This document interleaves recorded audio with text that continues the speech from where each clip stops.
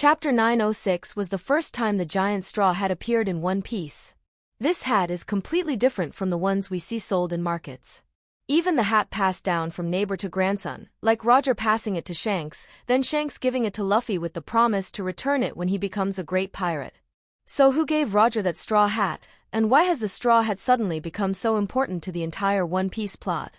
It turns out Oda was hiding a terrifying secret related to the straw hat, as a giant one is hidden in the Holy Land of Mary Geoise. It's kept in an ice room, with only the straw hat and nothing else around it. This shows how important this straw hat is to the entire world. The World King, Emu, must carefully monitor it to prevent unwanted incidents. He holds wanted posters of characters he considers threats to the throne, to the era, in front of the straw hat.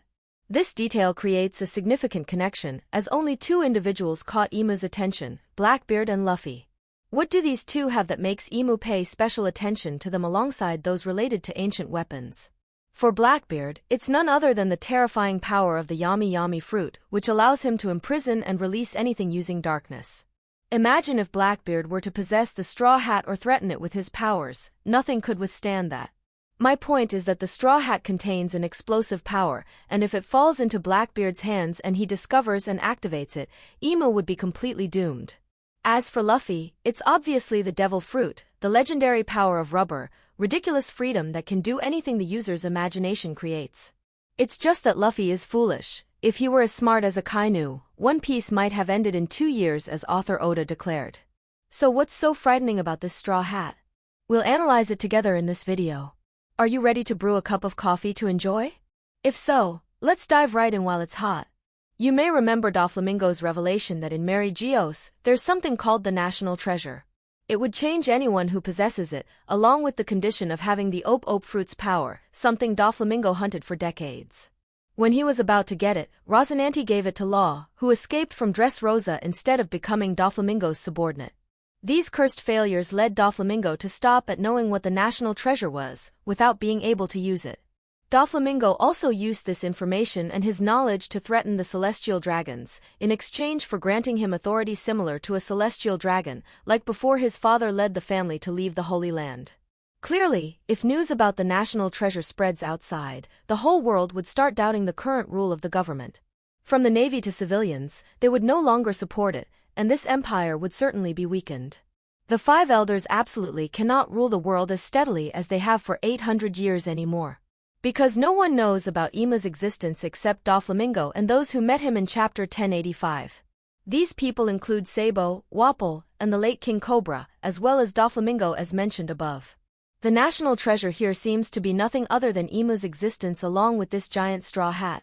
The straw hat contains an incredibly terrifying power, and if anyone has the Op fruit, they could unleash its power to the extent that the world government would fall into a state of extreme worry.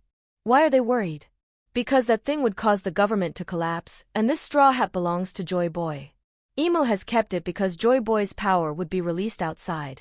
In Chapter 1122, you also saw how Emu reacted with fear when witnessing Joy Boy's conqueror's hockey power being released from a knot in a rope. Just that alone made him break out in sweat, his legs wobbling, barely able to stand, enough to understand that Joy Boy's existence in the Void Century must have made Emu wet himself if they were to confront each other. Before explaining what's in that straw hat, let's talk about Joy Boy and especially his race. It's known that One Piece has a very high inheritance factor, usually in will, but the existence of races is also very special. When looking at this scene, the robot Emeth is larger than Joy Boy, so most of us think Joy Boy is just an ordinary human, not belonging to any special race. Actually, we were mistaken about Joy Boy's size compared to Emeth. You need to look again at the scene in the junkyard where Luffy stands near Emeth. His body is no different from an ant next to a normal human. But in this scene, from a distant view, Joy Boy is as big as one of Emeth's horns, proving Joy Boy's size is different from a normal human. And I believe Joy Boy is about the size of Kuma or Whitebeard. Based on the panel Oda drew of this character's silhouette, it proves Joy Boy couldn't be an ordinary human, but must be a special race like Kuma. Vegapunk revealed that the Buccaneer race has larger bodies than normal people, but it requires a blood test to know, and they have physical strength equivalent to giants. However, the Buccaneer tribe has another special ability that creates their uniqueness, not just their physicality. Physicality in a body here refers to basic stats, but in reality, there are many people much stronger than normal physique. For example, Roger could be as strong as the Emperor Whitebeard. And Whitebeard could knock down a giant Navy soldier as easily as throwing a mouse. So what's special about the Buccaneer race here? Dr. Vegapunk still couldn't discover it when he himself confirmed that he had completely removed Kuma's will, turning Kuma into a full cyborg under Saturn's orders, not deceiving this elder at all. And he even handed over the switch to completely stop cyborg Kuma to Saturn. Saturn swore he pressed that button, and Kuma's appearance on Future Island was a big surprise to these scientists. Both Saturn and Vegapunk were powerless to explain. After some research and data searching, I realized that Kuma could completely control himself because his soul still exists in a part of his body. Kuma can control himself but not as perfectly as before, because his soul only exists in part of it. Vegapunk also explained that reason is the soul, and once reason is separated from the body, only a mindless shell remains. Kuma was programmed to become a robot that strictly follows orders. Even when he protected the Sunny ship for 2 years, it was just a programmed mission, not Kuma acting on his own. This proves Kuma's soul still exists somewhere inside his body, but on the other side of the limit. It's a bit difficult to understand, but you haven't forgotten Dr. Vegapunk's 21-gram soul experiment, right? Author Oda deliberately put it in the scene related to Kuma. When someone dies, their body will lose 21 grams compared to the original body. These 21 grams are considered the part of the soul that will leave the body. This experiment by author Oda is based on a real-life experiment to show that the soul is really important in One Piece. The soul is the will used to control the actions of a lifeless body. Therefore, the soul seems to be a form of energy that exists in parallel with the human flesh. When it integrates into the body, it will form a complete human being including will and body. Brook is the clearest evidence for this. He can separate his soul from his body thanks to the power of the Yomi Yomi fruit, and when Brook separates, his body part cannot move. Besides, Perona has also shown that, when the Horo Horo fruit helps Perona separate her soul from her body needs to be hidden to avoid being attacked, because it no longer has the ability to resist. So we also understand the mechanism that author Oda wants to use for the soul part in One Piece is to separate it into a separate part and call it reason. Oda wants to create the Buccaneer tribe with a very special ability. Their reason will always exist by some method. This means that when killed in a normal way, their soul is still kept somewhere inside the body. But to regain this soul part, the Buccaneer tribe must definitely overcome their own limits, which is to reach the other side of the limit.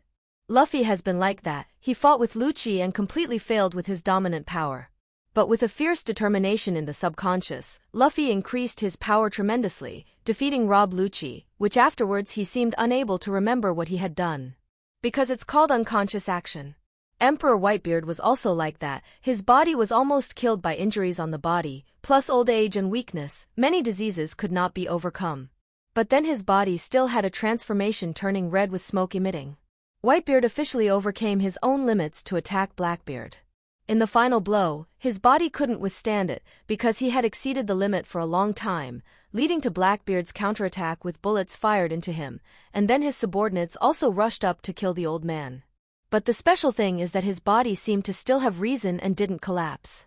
And more precisely, Whitebeard was still not dead. He only really died when Blackbeard covered him with a cloth and absorbed his soul with the power of the Yami fruit, taking away the Gura Devil fruit. And then the old man really died, because his soul had completely disappeared.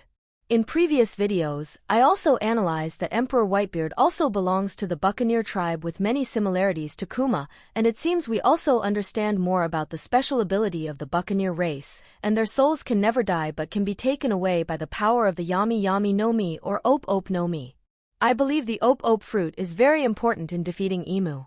I will explain it soon in a later video. Thank you for taking the time to watch the video. Don't forget to subscribe to support me.